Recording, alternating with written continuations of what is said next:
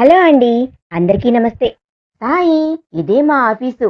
నిన్నెక్కడ drop చెయ్యాలి అని అన్నాడు. స్నేహ బైక్ దిగి ముందు మీ ఆఫీస్ చూద్దాం పదా అని లోపలికి వెళ్తుంది. సాయి, ఏయ్ ఆగవే అని తను స్నేహ వెనకే లోపలికి వెళ్తాడు. సాయి వెళ్తున్న స్నేహ చేయి పట్టుకొని ఎక్కడికే నేరుగా లోపలికి వెళ్తున్నావు అన్నాడు. స్నేహ నవ్వుతూ, సరే నేను వెళ్ళను, కానీ మీ సీఈఓ ఛాంబర్కి తీసుకుని వెళ్ళు అనంది. సాయి, మా సార్ ఛాంబర్కా? ఎందుకే అని అన్నాడు. స్నేహ, పరిచయం చేసుకోవడానికి అని అంది. సాయి, వాట్, ఆయనతో నీకెందుకే పరిచయం అన్నాడు. సాయి కొలీగ్ రాము లోపలికి వస్తూ సాయిని విష్ చేసి పక్కన ఉన్న స్నేహాన్ని చూసి, ఎవరు సాయి తను అన్నాడు. సాయి వెంటనే తడబాటుగా, ఎవరో నాకు తెలీదు, మన సార్ ఛాంబర్ ఎక్కడా అని అడుగుతుంది అని అన్నాడు. స్నేహకు ఆ మాట గుండెల్లో కలుక్కుమని బాధగా కోపంగా సాయిని చూస్తుంది. రాము, నేను చూపిస్తా రండి అన్నాడు. స్నేహ అని రాము వెంట నీరసంగా అడుగులేస్తుంది.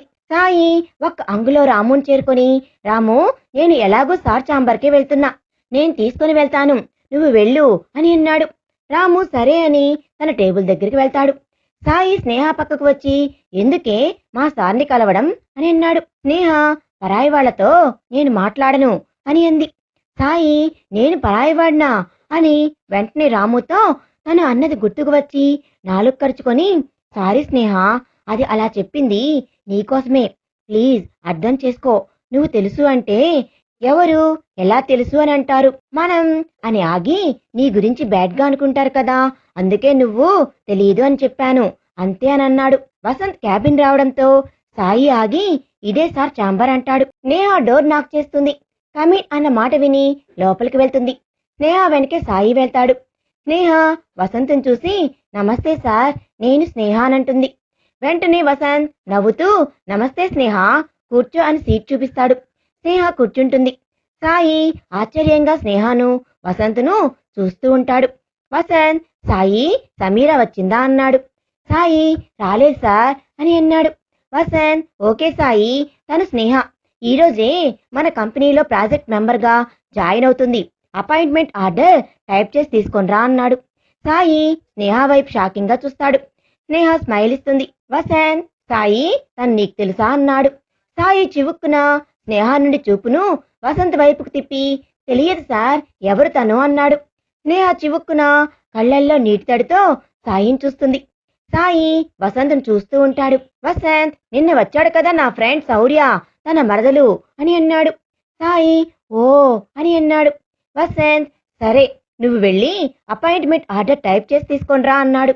సాయి స్నేహ వైపు బాధగా చూసి వెళ్ళిపోతాడు. సాయి వెళ్ళాక వసంత్ స్నేహతో, నాకు శౌర్య అన్ని విషయాలు చెప్పాడు స్నేహ, నేను మీ బాస్నే కాదు, నీ వెల్ విషర్ని కూడా, నీకు ఏ హెల్ప్ కావాలన్నా నిరభ్యంతరంగా అడగొచ్చు అని అన్నాడు. స్నేహ, థ్యాంక్ యూ సార్, ఈ జాబ్ ఇవ్వడమే నాకు పెద్ద హెల్ప్ అని అంది.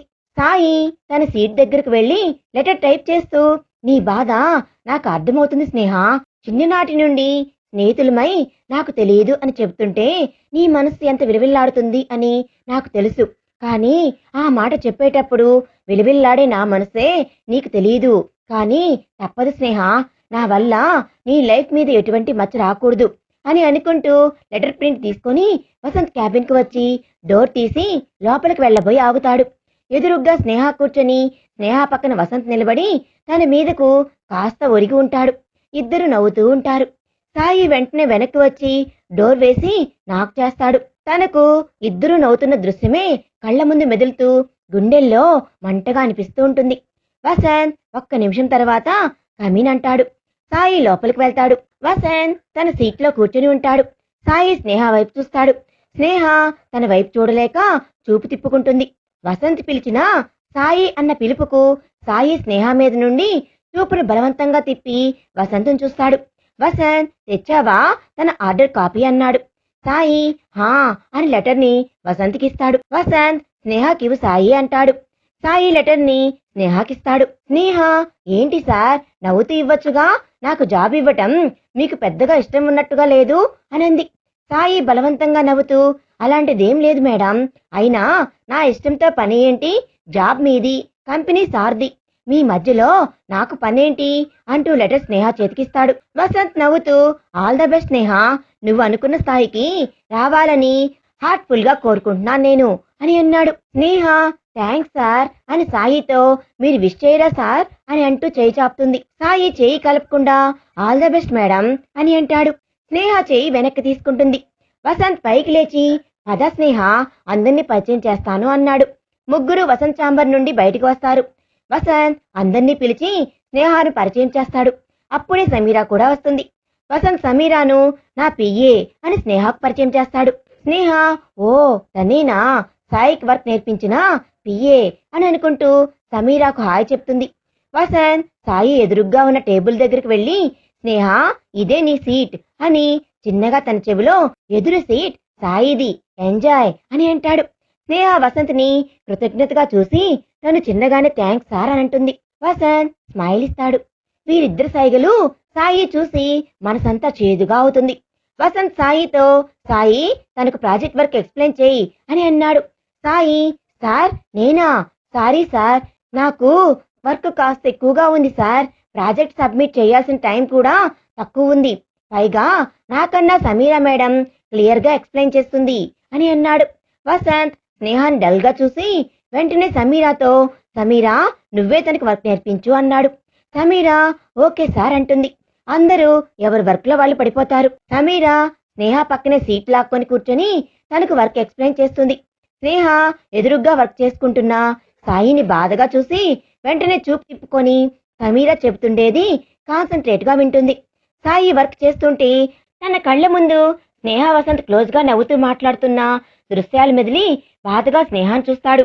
స్నేహ కాన్సన్ట్రేట్ గా సమీరా చెప్తున్నది వింటుంది. తన అమాయకమైన ఫేస్ చూసి మనసులో నేనేంటి జెల్సీగా ఫీల్ అవుతున్నాను, వసంత్ సార్ కన్నా గొప్ప వ్యక్తిని నేను స్నేహకు తీసుకొని రాగలనా, వసంత్ సార్ స్నేహాన్ని ఇష్టపడితే శౌర్యతో మాట్లాడి వాళ్ళ పెళ్లి ఘనంగా జరిపిస్తాను, ఎస్ వసంత్ సార్నే స్నేహ కరెక్ట్, ఇద్దరు జంట కూడా బాగుంటుంది అనుకుంటాడు. శౌర్య స్నిగ్ధ గదిలోంచి బయటకు వచ్చేసరికి లక్ష్మి, రఘు, సుబ్బరామయ్య, కృష్ణవేణమ్మ, వాసు లోపలికి వస్తూ కనిపిస్తారు.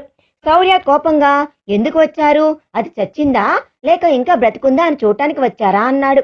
కృష్ణవేణమ్మ బాధగా అదేంటి శౌర్య అలా మాట్లాడుతున్నావు, దానికి జ్వరంగా ఉంది అని ఇప్పుడు ఎలా ఉందో అని మేం టెన్షన్ పడుతుంటే అని అంది. శౌర్య మమ్మీ గురించి నాకు తెలిసే, నేను తనని ఆ ఇంట్లో వదలకూడదు అనుకుంటే మీరంతా బలవంతం చేసి ఉంచారు, ఇప్పుడు చూడు దాని పరిస్థితి, నేను రావడం 1 గంట ఆలస్యం అయ్యుంటే తలుచుకుంటేనే భయమేస్తుంది అన్నాడు. లక్ష్మి శౌర్య దగ్గరికి వచ్చి శౌర్య నేను 2-3 సార్లు మీ ఇంటికి వచ్చి స్నిగ్ధ కోసం అడిగితే తనని ఇక్కడ ఉంచి ఏం లాభం, ఊరికే వస్తుంటే నేనేమైనా రాక్షసుని అనుకుంటున్నారా, దాన్ని చంపుకొని తింటాననుకుంటున్నారా అని గట్టిగా అరిచేసరికి మళ్ళీ వెళ్ళలేదు. కానీ ఇలా జరుగుతుంది అని ఊహించలేదు శౌర్య, అది నీకు భార్య అయితే నాకు కూతురు కదా, నేను ఎందుకు దాన్ని బాధ పెడతాను శౌర్య, దాన్ని ఎలా చూసుకున్నామో నీకు తెలియదా, స్నేహాను స్నిగ్ధాను వేరుగా ఎప్పుడైనా చూశామా, ఇంకా స్నేహ కన్నా 1 పాలు స్నిగ్ధానే కదా గారాబంగా చూసుకున్నాము, ఇప్పుడు మీ అమ్మ చేసిన దానికి మా అందరినీ నిలదీస్తుంటే ఎంత బాధగా ఉంది చెప్పు అని అంది. శౌర్య లక్ష్మి చేతులు పట్టుకొని సారీ అత్తయ్య, దాన్ని అలాంటి పరిస్థితుల్లో చూసేసరికి నా మైండ్ పనిచేయటం మానేసింది, మీ అందరూ ఉండి కూడా అది అంత బాధపడిందే అని ఒక్కటే మైండ్ లో ఉంది అని అన్నాడు. సుబ్బరామయ్య పోనీలేరా, ఒక మాట పడినందువలన నష్టం లేదు, ఇష్టం లేకుండా పెళ్లి చేసుకున్నావు, స్నిగ్ధాను ఎలా చూసుకుంటున్నావో ఏమో అనుకున్నాము, మాకందరికీ ఒక నమ్మకం వచ్చింది, స్నిగ్ధాను నీకిచ్చి పెళ్లి చేయడం కరెక్ట్ అని అంటాడు. కృష్ణవేణమ్మ ఏంరా నీ భార్యను చూపిస్తావా లేదా అని అంది. శౌర్య అమ్మమ్మ అది ఇప్పుడే నిద్రపోయింది అని అన్నాడు. లక్ష్మి అసలు అంత జ్వరం ఎందుకు వచ్చిందిరా అని అంది. శౌర్య అది బట్టలు ఆరేసి వస్తుంటే మమ్మీ పిలిచింది అని ఫాస్ట్ గా దిగబోయి స్లిప్ అయ్యి కాలు మెరుగుపడిందట, అంతటితో ఊరుకోక మమ్మీ అరుస్తుంది అని చెప్పిన పనులు అన్నీ చేసి పాదం బాగా వాచిపోయి దాని మీద జ్వరం వచ్చింది అన్నాడు. అందరూ కూర్చొని మాట్లాడుకుంటూ ఉంటారు, సుచిత్రను తిట్టుకుంటూ ఉంటారు. ఉజ్జమ్మ అందరికి కాఫీలు పెట్టిస్తుంది. కృష్ణవేణమ్మ ఎల్లుండి మీకు 16 రోజుల పండగ శౌర్య, స్నిగ్ధాకు పసుపు దారం మార్చి నల్లపూసలు గుచ్చాలి, దీనికేమో ఇప్పుడు ఇలా అయింది అని అంది. శౌర్య, పర్వాలేదులే అమ్మమ్మ, అప్పటికి కాస్త పెయిన్ తగ్గుతుంది, పీటల మీద కూర్చోగలుగుతుందిలే, శశి మంచి మందులే రాసిచ్చాడులే అని అన్నాడు. స్నిగ్ధ రూమ్ లోంచి అలికిడి అయితే స్నిగ్ధ లేచినట్లుంది అని స్నిగ్ధ రూమ్ వైపు వెళ్తాడు. అందరూ శౌర్య వెనకనే వెళ్తుంటే, శౌర్య, నేను తన్నే తీసుకుని వస్తాలే, మీరు కూర్చోండి అని శౌర్య మాత్రమే రూమ్లోకి వెళ్తాడు. స్నిగ్ధ లేచి బెడ్ దిగబోతుంటే శౌర్య ఫాస్ట్ గా వెళ్లి స్నిగ్ధని పట్టుకొని కోపంగా, కాలు కింద పెట్టకూడదు అని చెప్పా కదా, మాట వినవా, నన్ను పిలవచ్చు కదా, ఏం కావాలి అని అన్నాడు. స్నిగ్ధ, నీళ్లు కావాలి, తీసుకోబోతున్నా బావా, బెడ్ దిగలేదు, కోపం ఊరికే నేను నాని వచ్చేస్తుంది అని అంది. శౌర్య, దానికైనా నన్ను పిలవచ్చు, నువ్వు కష్టపడి అందుకోవాల్సిన అవసరం లేదు అని వాటర్ గ్లాస్ లో పోసిస్తాడు. స్నిగ్ధ వాటర్ తాగి గ్లాస్ శౌర్య చేతికిస్తుంది. శౌర్య గ్లాస్ పక్కన పెట్టి స్నిగ్ధాన్ని ఎత్తుకుంటాడు. స్నిగ్ధ, ఎక్కడికి బావా అంది. శౌర్య, హాల్లోకి అందరు వచ్చున్నారు అని అన్నాడు. స్నిగ్ధ హ్యాపీగా, అవునా, అయితే త్వరగా తీసుకెళ్ళు అంది. శౌర్య స్నిగ్ధాన్ని తీసుకుని వెళ్లి హాల్లో సోఫాలో కూర్చోబెడతాడు. స్నిగ్ధ అందరిని చూసి బాధగా, మిమ్మల్ని బాగా కంగారు పెట్టేశానా, సారీ అని అంది. వాసు స్నిగ్ధ దగ్గరికి వచ్చి, నువ్వు సారీ చెప్పడం ఏంట్రా, అసలు ఆ రాక్షస్కి మనసు ఎలా వచ్చిందో, నిన్ను ఇన్ని పాటలు పెట్టడానికి, దాని మొహం చూడాలంటేనే అసహ్యంగా ఉంది అన్నాడు. స్నిగ్ధ, మామయ్య, అత్తయ్యను ఏమీ అనవద్దు, మిస్టేక్ నాదే, నేను అత్తయ్యకు స్టెప్స్ నుంచి పడ్డాను అని చెప్పలేదు అని అంది. కృష్ణవేణమ్మ, ఎందుకే ఇంత జరిగినా దాన్ని వెనకేసుకొస్తున్నావు అని అంది. స్నిగ్ధ నవ్వి శౌర్య వైపు చూసి, అమ్మని తిడుతుంటే ఏ కొడుక్కైనా బాధగా ఉంటుంది కదా నానమ్మ, అత్తయ్య ఏమి చేసినా బావ కోసమే కదా, నేను బావకు సరికాదు అని, నీ అక్క లాంటి మనస్తత్వం ఉన్న అమ్మాయి బావ కరెక్టే, నేను అల్లరి పిల్లని, పెంకు పిల్లని, మొండిదాన్ని, నాకు బాధ్యతలు తెలియదు అని అత్తయ్య అభిప్రాయం అని అంటుంది కళ్ళ నిండా నీళ్లతో. శౌర్య స్నిగ్ధ పక్కన కూర్చొని తన భుజం చుట్టూ చేయి వేసి దగ్గరకు తీసుకొని, ఊరుకో స్నిగ్ధ, చూడు అందరూ ఎలా ఫీల్ అవుతున్నారో, నువ్వు హ్యాపీగా ఉంటేనే కదా మేమంతా హ్యాపీగా ఉంటాము, మమ్మీ ఈ రోజు కాకపోయినా రేపైనా నిన్ను అర్థం చేసుకుంటుంది, అర్థం చేసుకోపోయినా నువ్వు కేర్ చేయాల్సిన అవసరం లేదు అంటూ తన కన్నీళ్లు తుడుస్తాడు. స్నిగ్ధ నవ్వి సరే బావా అంటుంది. కాసేపుండి అందరూ బయలుదేరతారు. అందరితో పాటు శౌర్య కూడా కారు వరకు వెళ్తాడు. రఘు, లక్ష్మి స్నిగ్ధ దగ్గరికి వచ్చి చెరొక పక్కన కూర్చుంటారు. లక్ష్మి, స్నిగ్ధ పెయిన్ ఎక్కువగా ఉందా అంది. స్నిగ్ధ, పెయిన్ గానే ఉంది మమ్మీ, కానీ బావని మరీ ఇబ్బంది పెడుతున్నాను, వాష్రూమ్కి వెళ్లాలన్నా బావ ఎత్తుకునే వెళ్తున్నాడు, చాలా ఎంబారసంగా ఉంది అని అంది.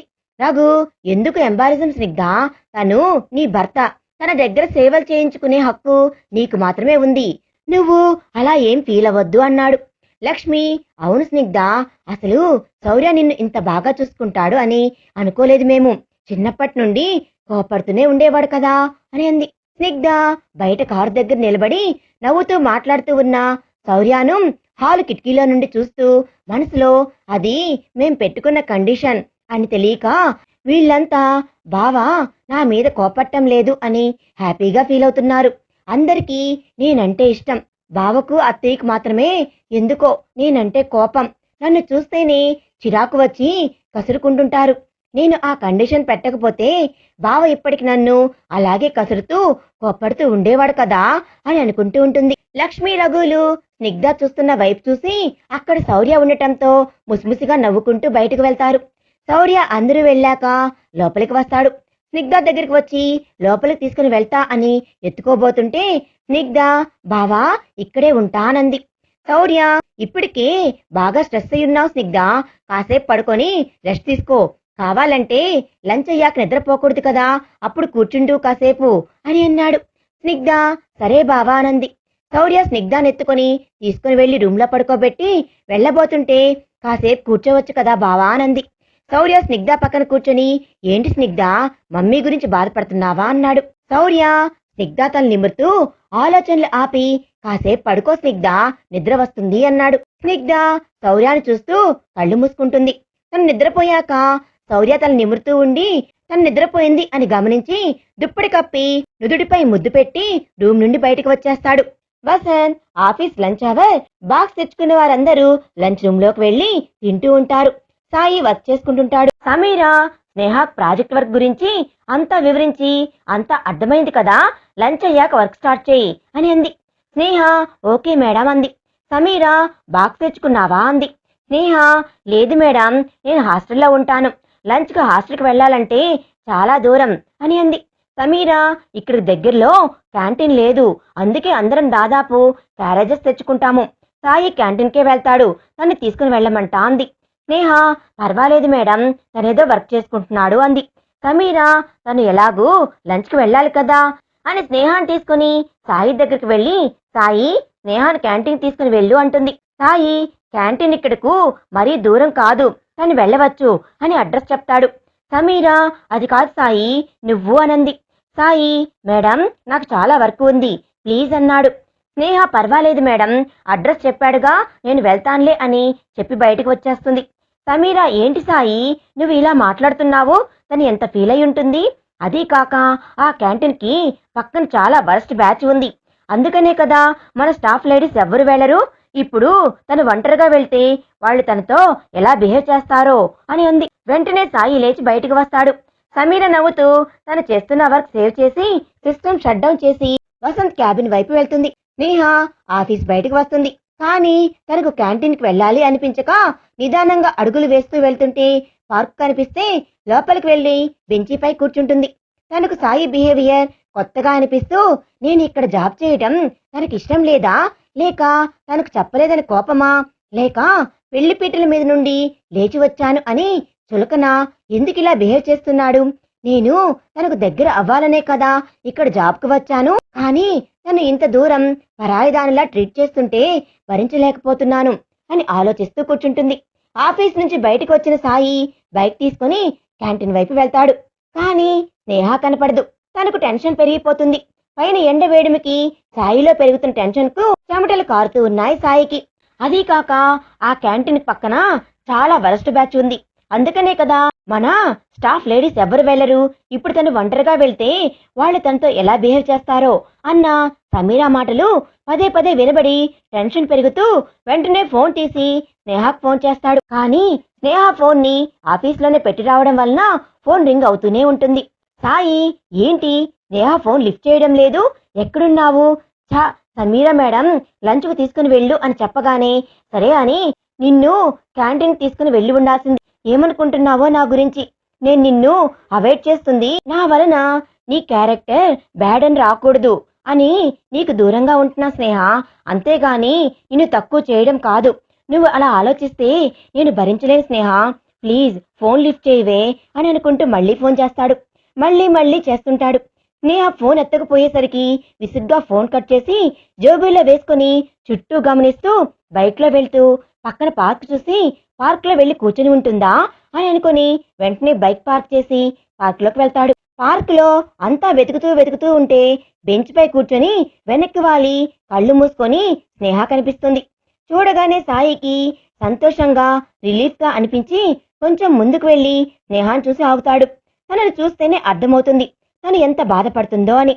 సాయికి స్నేహాన్ని చూసి గుండెలు పిండేసినంత బాధగా అనిపిస్తుంటే నిదానంగా అడుగులు వేస్తూ స్నేహ దగ్గరికి వెళ్తాడు. మరి స్నేహ సాయి ఇంత ఇబ్బంది పెట్టినందుకు సాయిని క్షమిస్తుందా, సాయితో మాట్లాడుతుందా, మరి తర్వాత ఏం జరిగింది అనేది మనం నెక్స్ట్ పార్ట్ లో తెలుసుకుందాం. ఈ వీడియో కనుక మీకు నచ్చినట్లయితే ప్లీజ్ లైక్ చేయండి, మీ విలువైన అభిప్రాయాన్ని కామెంట్ రూపంలో తప్పకుండా తెలియజేయండి. Thanks for watching.